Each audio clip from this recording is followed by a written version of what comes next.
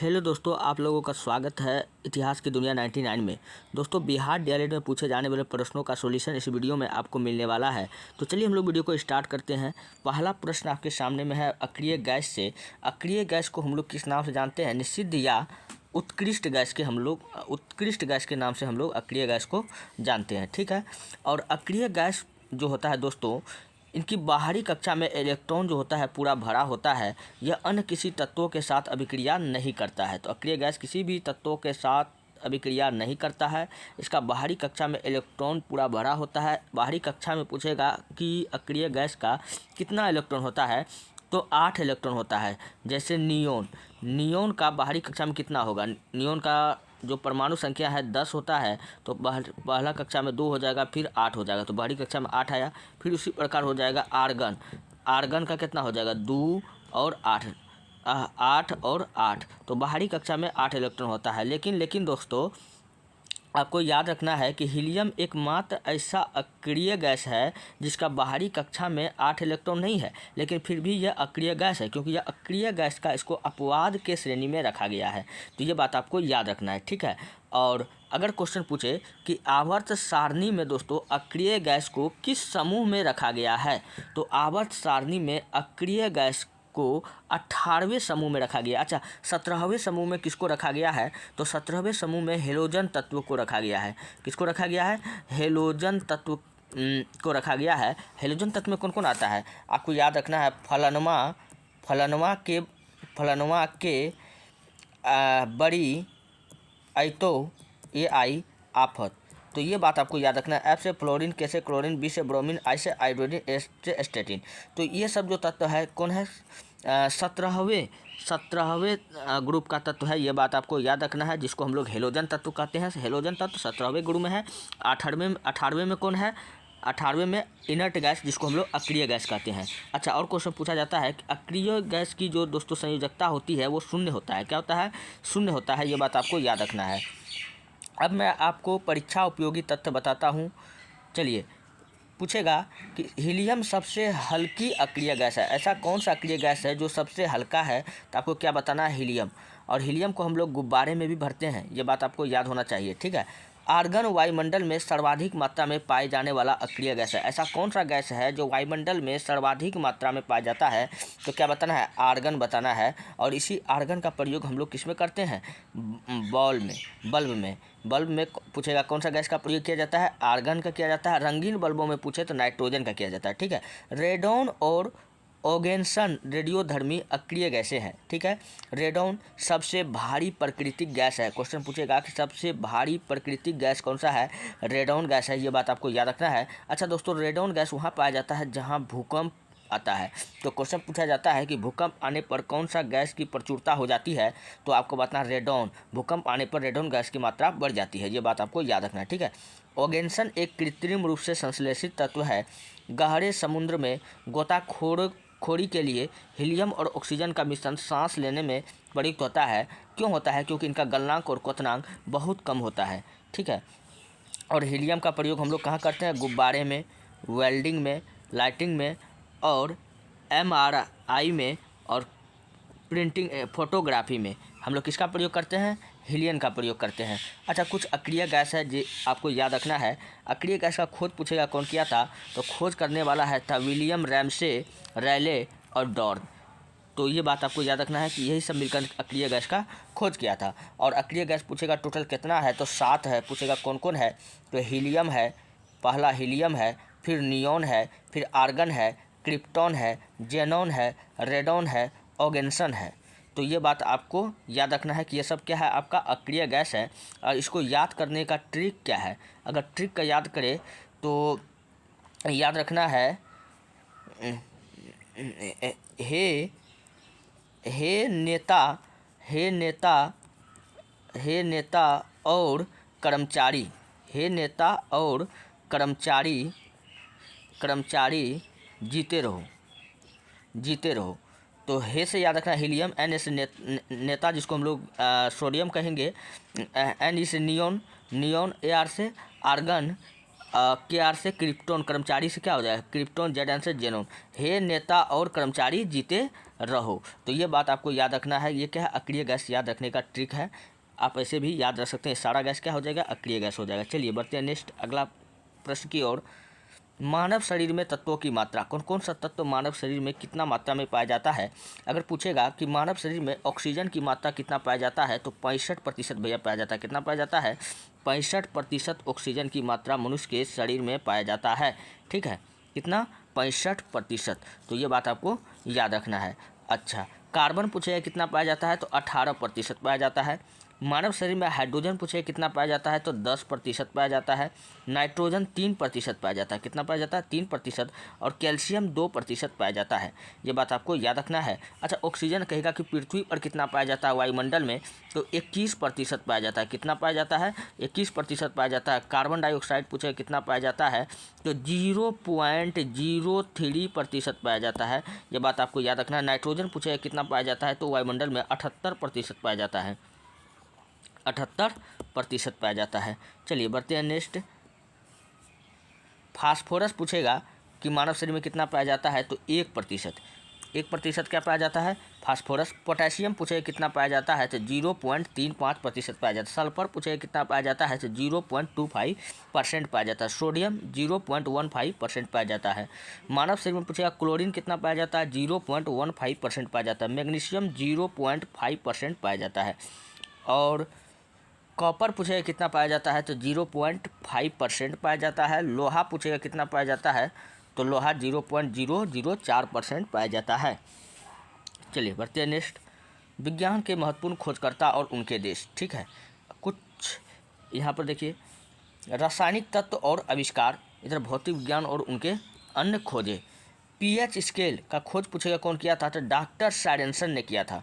कौन किया था पीएच स्केल का खोज, पीएच स्केल की को एसपी सैरेंसन ने विकसित किया, यानी इसका खोज कौन किया था, ये डॉक्टर सैरेंसन ने किया था। ये बात आपको याद रखना है। हाइड्रोजन का खोज पूछेगा कौन किया था, तो कैवेंडिश ने किया था। ये कैवेंडिश भैया कहाँ का था, तो इंग्लैंड का था। तो हाइड्रोजन की खोज इंग्लैंड के हेनरी कैवेंडिश ने की। नाइट्रोजन का खोज पूछेगा कौन किया था, तो नाइट्रोजन का खोज इंग्लैंड के डानियल रदरफोर्ड द्वारा खोजा गया था। कौन खोजा गया था, कौन खोजा था नाइट्रोजन को, तो डानियल रदरफोर्ड द्वारा खोजा गया था। ये कहाँ का था भैया, इंग्लैंड का था। अच्छा, प्लूटोनियम की खोज पूछेगा कौन किया था, तो अमेरिका के जीटी सीबोर्ग ने किया था। कौन किया था, अमेरिका के जीटी सीबोर्ग ने किया था। मैग्नीशियम का खोज कौन किया था, तो मैग्नीशियम का खोज का श्रेय इंग्लैंड के एस हम्फ्री डेवी को जाता है। कौन, हम्फ्री डेवी। धातु में फोटोग्राफी एल डेग्यूरे और जे निप्से की देन है। कागज़ पर फोटोग्राफी पूछेगा कि खोज किसने किया है, डब्ल्यू फॉक्स टालबोट ने। कौन किया था, डब्ल्यू फॉक्स टालबोट ने। फिल्म फोटोग्राफी का खोज कौन किया था, फिल्म फोटोग्राफी का खोज अमेरिका के जॉन कार्बट की खोज है। किसकी खोज है, अमेरिका के जॉन कार्बट। अच्छा, ऑक्सीजन का खोज किसने किया था, ये बताओ, बता दो ऑक्सीजन का खोज कौन किया था, कार्ल विल्हेम। कौन किया था, कार्ल विल्हेम और श्री जोसेफ प्रिस्टले ने किया था। और स्वीडन के वैज्ञानिक थे। ये कहाँ के वैज्ञानिक थे, स्वीडन के वैज्ञानिक थे।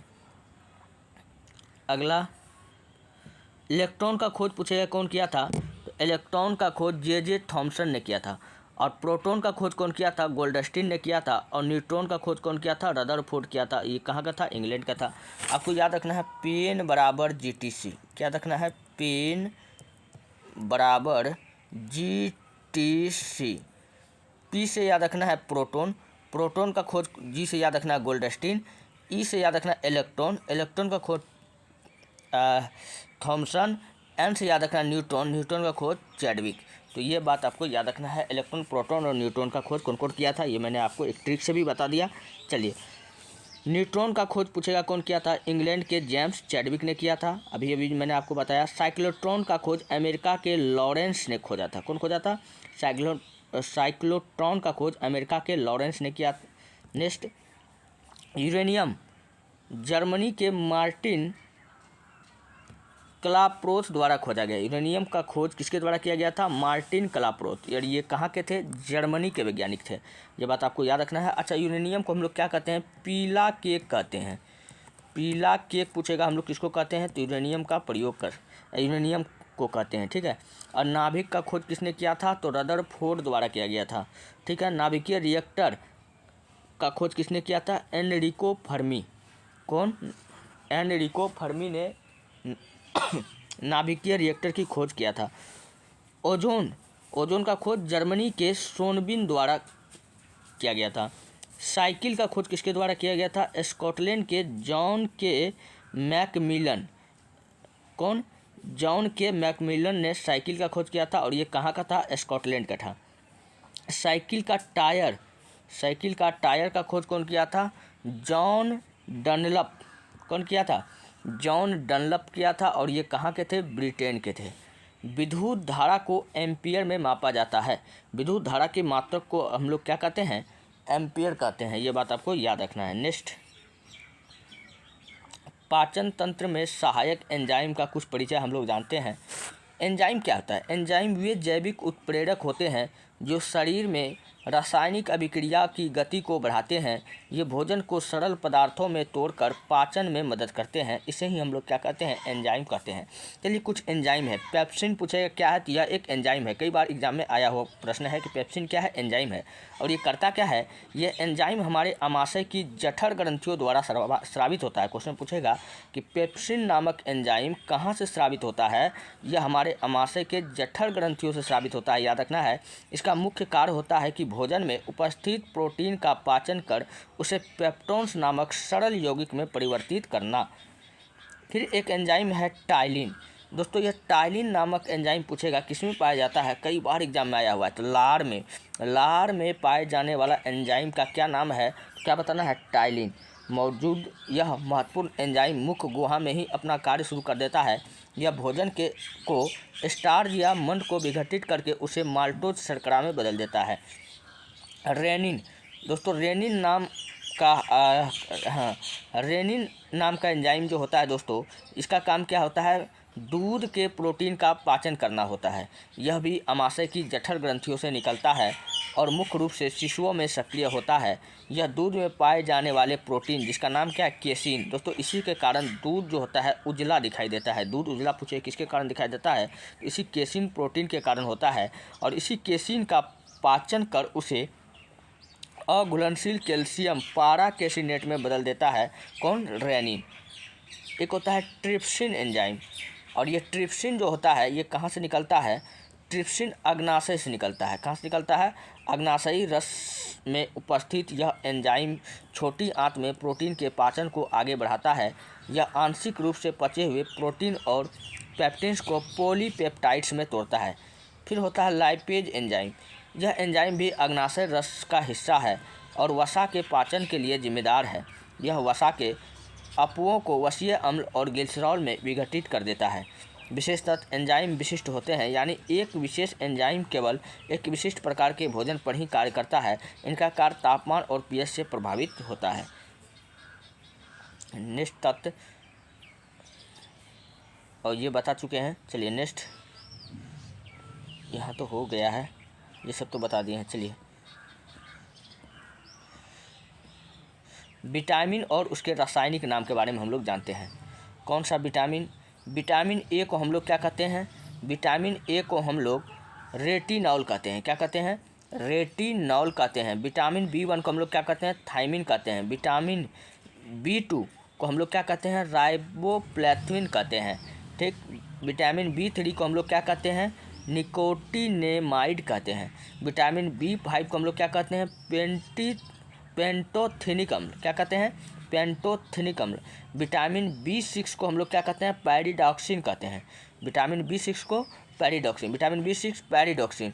विटामिन B7 को बायोटीन कहते हैं। क्या कहते हैं, बायोटीन कहते हैं। विटामिन B9 को हम लोग क्या कहते हैं, फॉलिक अम्ल। विटामिन B9 फॉलिक अम्ल, विटामिन B9 फॉलिक अम्ल। विटामिन B12 को हम लोग क्या कहते हैं, साइनोकोबालेमिन कहते हैं। क्या कहते हैं, साइनोकोबालेमिन कहते हैं। और विटामिन C का तो हम लोग जानबे करते हैं, काफ़ी इंपॉर्टेंट है। विटामिन C को हम लोग एस्कर्बिक अम्ल कहते हैं। क्या कहते हैं, एस्कर्बिक अम्ल विटामिन C को कहते हैं। विटामिन D को हम लोग क्या कहते हैं, कैल्सीफेरॉल। विटामिन D कैल्सीफेरॉल, इसका रासायनिक नाम दोस्तों कई बार एग्जामों में पूछा जाता है। विटामिन E को हम लोग क्या कहते हैं, टेकोफेरॉल कहते हैं। विटामिन K को हम लोग क्या कहते हैं, फिलोक्विनोन कहते हैं। क्या कहते हैं, फिलोक्विनोन कहते हैं। चलिए नेक्स्ट, अम्ल, क्षार और लवण का एक परिचय हम लोग जानते हैं कि अम्ल क्या होता है, क्षार क्या होता है, लवण क्या होता है। यहाँ से क्वेश्चन आपके एग्जाम में देखने को मिलता है।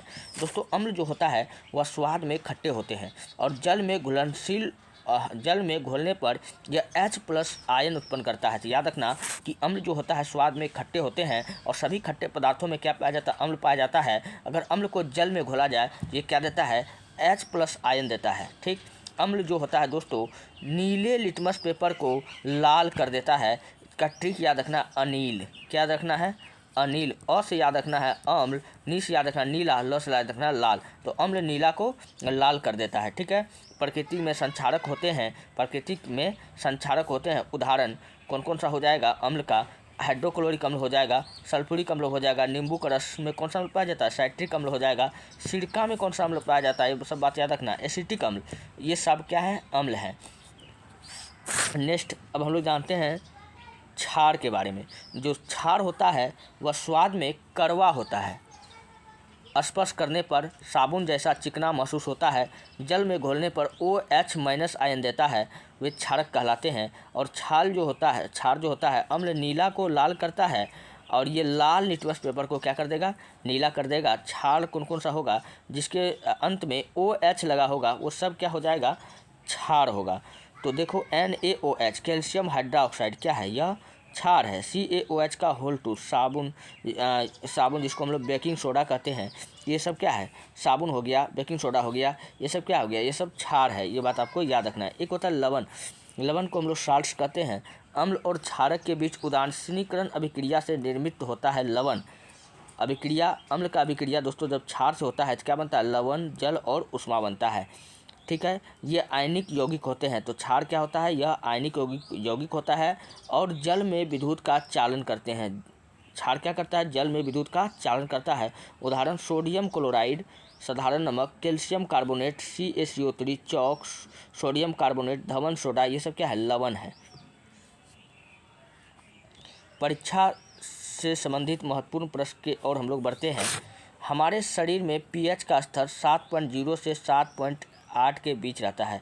हमारा शरीर का pH मान पूछे कितना होता है, 7 से 7.8 के बीच। अम्लीय वर्षा तब होती है जब वर्षा का जल का pH मान 5.6 से कम हो जाता है। दांतों का इनामेल कैल्शियम फास्फेट शरीर का सबसे कठोर पदार्थ है। शरीर का सबसे कठोर पदार्थ पूछे तो दांतों का एनामेल, जो किसका बना होता है, कैल्शियम फॉस्फेट का। ठीक, pH 5.5 से कम होने पर इसका संक्षारण शुरू हो जाता है। दांतों का संक्षारण जो होता है जब इसका pH मान 5.5 से कम हो जाता है तो क्या होता है, इसका संक्षारण शुरू हो जाता है। चींटी के डंक में पूछेगा कौन सा अम्ल पाया जाता है, मेथोनोइक अम्ल, या इसी को हम लोग कहते हैं फॉर्मिक अम्ल। ये किस में पाया जाता है, चींटी के डंक में पाया जाता है, जिसके कारण जब चींटी हमको काटती है तो जलन महसूस होता है। pH स्केल से थोड़ा हम लोग क्वेश्चन को देखते हैं। यह H+ आयन की सांद्रता मापने का पैमाना है। 0 से 7 से कम अगर होता है, यहाँ देखिए 0 से लेकर के 7 है और 7, 8, 9, 10, 11, 12, 14। अगर 7 से अगर कम है तो क्या होता है, अम्लीय होता है। अगर इस pH मान 7 से कम होगा तो अम्लीय होगा और 7 से अगर अधिक होगा तो क्षार होगा। क्या होगा, क्षार होगा। अगर एक्यूरेट 7 रहेगा तो वो क्या हो जाएगा, न अम्ल होगा न क्षार होगा, तो क्या हो जाएगा, उदासीन हो जाएगा। तो उदासीन विलयन का pH मान जो होता है कितना होता है, 7 होता है। जैसे शुद्ध जल, वर्षा का जल जो होता है सबसे शुद्ध जल होता है और इसका जो pH मान होता है एक्यूरेट 7 होता है। हम ऐसे भी याद रख सकते हैं कि जल जो है हमको 7 दिन चाहिए, इसलिए जल का pH मान 7 होता है। ठीक है, अगर 7 से अधिक अगर हो रहा है तो वो क्या हो जाएगा, क्षार हो जाएगा। क्या हो जाएगा, क्षार हो जाएगा। क्षार का उपयोग हम लोग कहाँ करते हैं, इसका उपयोग कृषि और चिकित्सा में महत्वपूर्ण है। यह बात आपको याद रखना है। दोस्तों, ये रहा आज के प्रश्न। अगर आपको वीडियो अच्छा लगता है, हेल्पफुल लगता है, तब आप चैनल को सब्सक्राइब कर लीजिए, वीडियो को लाइक कर दीजिए, जितना हो सके अपने दोस्तों में शेयर कर दीजिए। इसी तरह के प्रश्न आपको मिलता रहेगा। मिलते हैं नेक्स्ट वीडियो में। धन्यवाद।